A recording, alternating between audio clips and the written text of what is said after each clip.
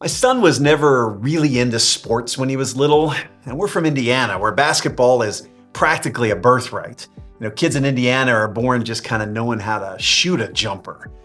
But for whatever reason, the game just never sparked his interest, until all of a sudden one day, it did. So one evening in 5th grade, he walked in the door and declared his intent to enter the middle school draft. Okay, it was just tryouts, but to us here in Indiana, it might as well have been the NBA Combine. A few days later, the coaches posted the results. He didn't make the A team, no surprise, he really had no experience. He didn't make the B team either.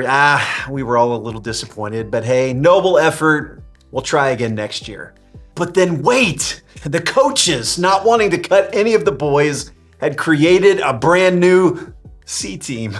And there, in all capital letters, was my son's name.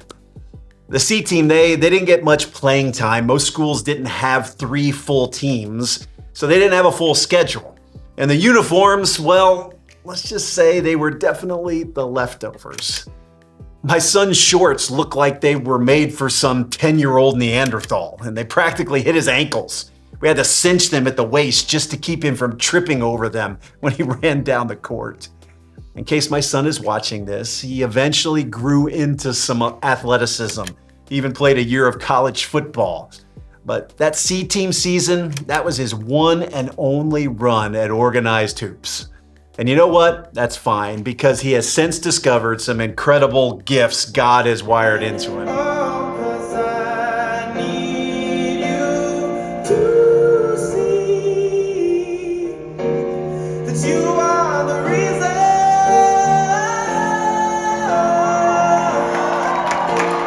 The reason I tell you this story is because when it comes to kingdom purpose and missional calling, a lot of marketplace believers just feel like B team or even C team leftovers. Somewhere along the way, we've been led to believe that the real kingdom work, the A team work, it only happens inside the church. That pastors and missionaries are the only ones that are truly called. And everyone else just kind of gets sent into the secular sphere to serve out a purposeless life sentence. But that is just not true. And it certainly hasn't been our experience here at the Stone Table. Recently, I had the honor of sharing our company's story with a group of business leaders at River Valley Church in Minnesota. Pastor Rob Ketterling, who serves on our board, he invited us to help spark some Great Commission creativity in his church's marketplace leaders. And let me tell you, it was an incredible evening. For those of you who may not know, we started in the apartment business 33 years ago. But our founder's intent wasn't to build a personal fortune. It was to use business to fund missions work around the world.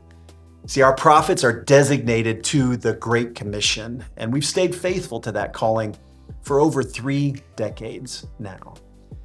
I love sharing about the CRF and Stone Table story because we're not the heroes. Jesus is. You see, our co-founders, they weren't pastors or professional missionaries. They were businessmen, but they were deeply committed to the global glory of Jesus, and they lived that commitment through their marketplace gifts and abilities. And here's what I need you to hear today. Our story is not unique. That same calling and purpose exists in countless marketplace Christians all over the world. You see, God is moving through business leaders, through employees, through entrepreneurs, through teachers, engineers, through healthcare workers.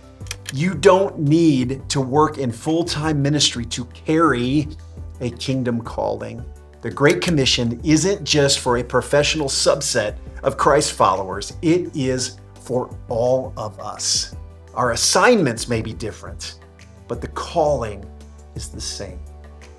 So if you're a Christian in the marketplace, you are not God's B team or C team. You aren't the leftovers. You belong on the court. The uniform fits. Your skill sets are needed. All you have to do is say yes.